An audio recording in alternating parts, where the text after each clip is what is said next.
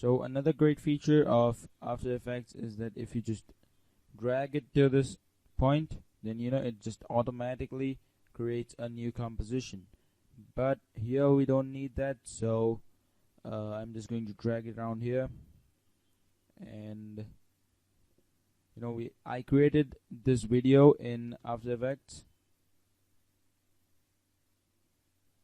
Oh, so it's not full. I need to make it 0.5%. Yeah, as I said, it just doesn't work out.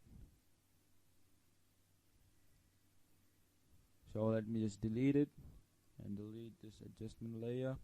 What are we going to do is just select it out here. So we have our new composition, and it's of the similar it's of the similar size as of the video. So you can see now nothing gets cut out. It just takes too much of time to load. So you can see some motion blurs out there.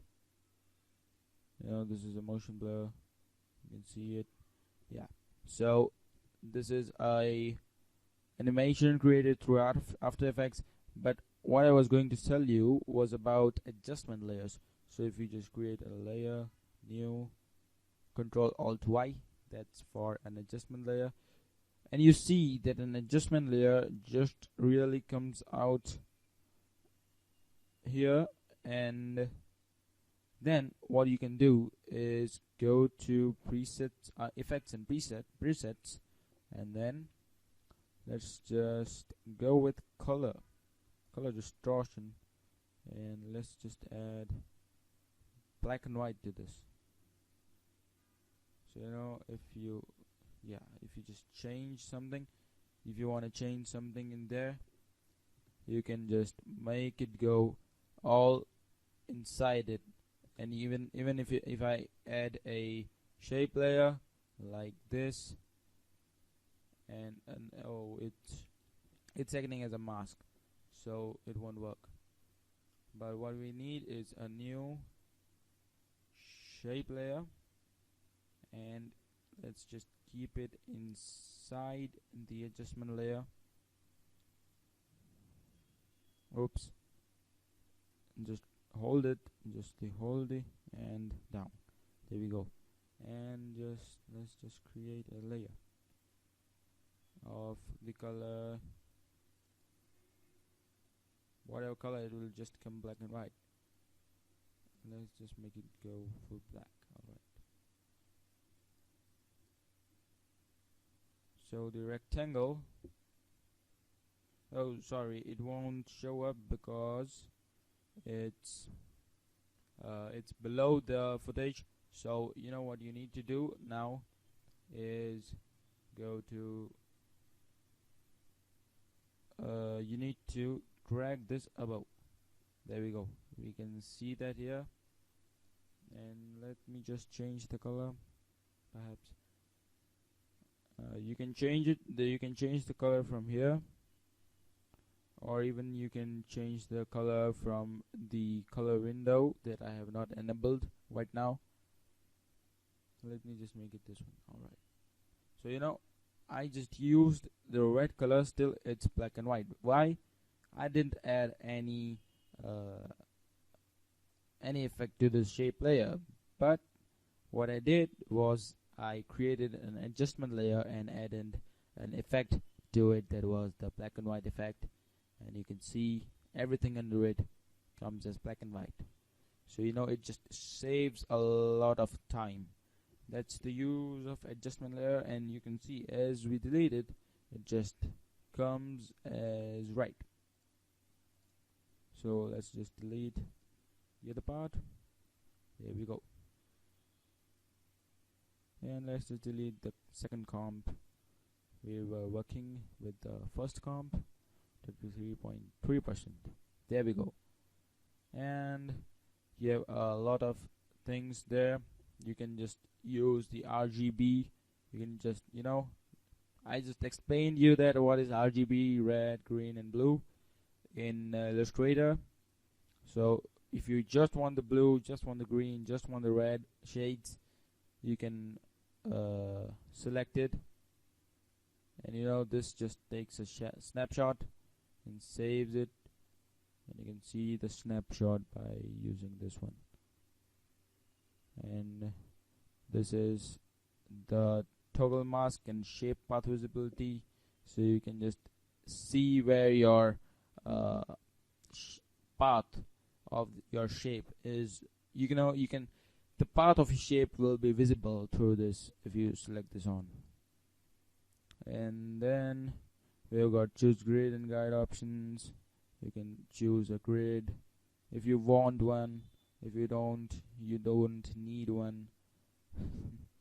Yeah, that's basically that. And then primary viewer, use this viewer for audio and external video preview. So the thing we select here, the same thing will be shown in the final product. And always preview this view. So it will just basically create a preview before making an animation. So that's basically the download part.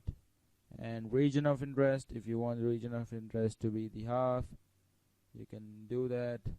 So just things in this part will be visible, nothing else, and you can just work with that. And then you've got toggle transparency grid, so everything will be just transparent rather than being in a background. And this is something related to 3D, and everything related to 3D will be covered in the 3D animation part. So yeah, that's it. These are the animations, effects and presets. You can just use any of them as I showed you: force motion blur, pixel motion blur, whatever you want. It's very simple to use, and it's not that hard. You can just use your drop shadow, your spotlight, your sphere, and these things so actually are useful. And if you want more of effects and presets, then you can install the Adobe Bridge, so you can get more effects like the Twixter and stuff like that. So just comes in the slow motion part. If you know what is the Twixter, I will be showing you what is the Twixter. It's an interesting preset. And this is something related to 3D. This is something related to 3D. This is something related to 3D. I'm going to be showing you that the next time. But let's just make use of everything we have. And then this is our timeline. Here is the place where we work. Just 30 seconds. Full 30 seconds. You work around this part, and you can just use the layers, and you can just change them through these 3 toggle switches. And this is zooming in and zooming out part of the timeline. So you can just zoom in the timeline or zoom out the timeline. You if you have used Camtasia or a Premiere Pro, you would know what the timeline can be done to it. And you can just shorten it, you can just widen it, you can work with it, and you can even change your composition settings whenever you want to. You can switch to 3D mode, and you can even get previews before getting your thing right. So that's basically it. You can add fonts from the type kit, and basically these things are made. This is a another part. You can undo, redo, you can check your history, whatever you did to your animations, this is a pretty interesting thing you can do. You can just drag down and you can just check out whatever you did. So that's great. But yeah, if I just click here, it's just, it won't affect much of it. Yeah, so that's it. No, it's not it. And you can even add templates to your thing, and you can make a template for yourself. So you can just make a little bit of changes and your new video is ready, like the text part or the audio part or something like that. So that's your templates, your layers. Well, what I'm going to teach you next is the matte function. The matte function is really not that hard and not that easy too. And then you have got masks. Masks is really easy to work with, and people sometimes make mistakes, but masks are pretty fun. So we'll be learning that in the next lecture. And then we have got many other stuff, and you can just toggle around with the effects. These are for heavy animations that I'm going to create and then show you next. You can even change your views, even you can choose what you need to see. I told you I didn't have that paint thing, or I could just change the color from there. So you can just use another Windows. Here's your workspace. If you want to make it standard, you can, if you want to show all the panels, stuff like that. You can undock these panels, undock panel, Control Z. Yeah, you can just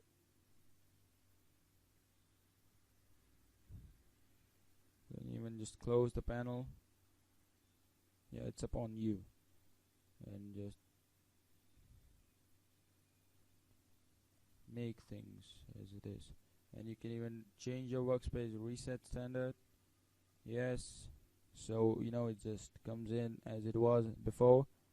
If you have made any changes, it's just bees as it needs to be. Yeah, so that's After Effects. There are a lot of things that I want to tell you about. Well, let's just start with the solid part so you can know. So let's just go with layer. Oops, you just need to clear. Yeah, layer, new, and then solid. So let's just make the solid be pinkish type of thing. Yeah, alright, okay. So we've got our solid. So we want to animate that. So how to do that? Well, go to transform, hit the stopwatch whenever you want it to hit. So we'll just keep it 0. Well, let's make a positional positional animation. So go and then hit shift page down, page down, page down, shift page down, and just move it to 5 seconds. Alright, and then hit it low. So when it becomes 5 seconds, the ping goes off and the black comes on. So it's pretty easy, just simple as that. But you could see it just looks a lot rigid. Well, to change that, you can just take this, make it go easy ease, and just close enough the keyframe, and so it just goes down and just slows it up. Or else what you can do is make it normal, even more nearer, and choose this one, and then easy is that one. So what will it do is that it will be faster and then slower. It will be faster at the start and slower in the end. Oh, sorry, slower in the start. It will ease at the start and it will just zip out at the end. You know, slow and then zip.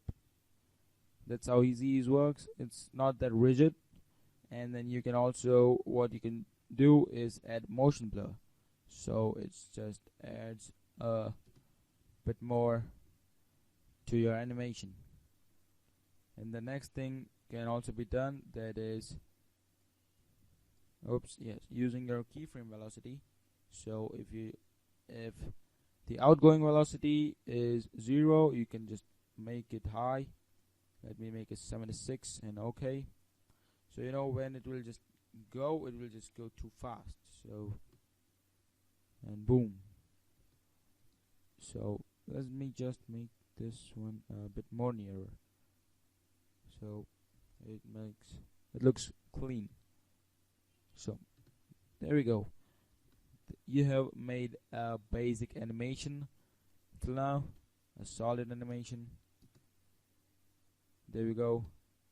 So that's your animation. And the other thing you can do is go to graphic editor and make it a bit slow, or you can just make it a bit touching close. Just make sure that your keyframe is not really close, and you can even make it elongated. So you know you can work out with it. And then I've just eased it more. It just stops there.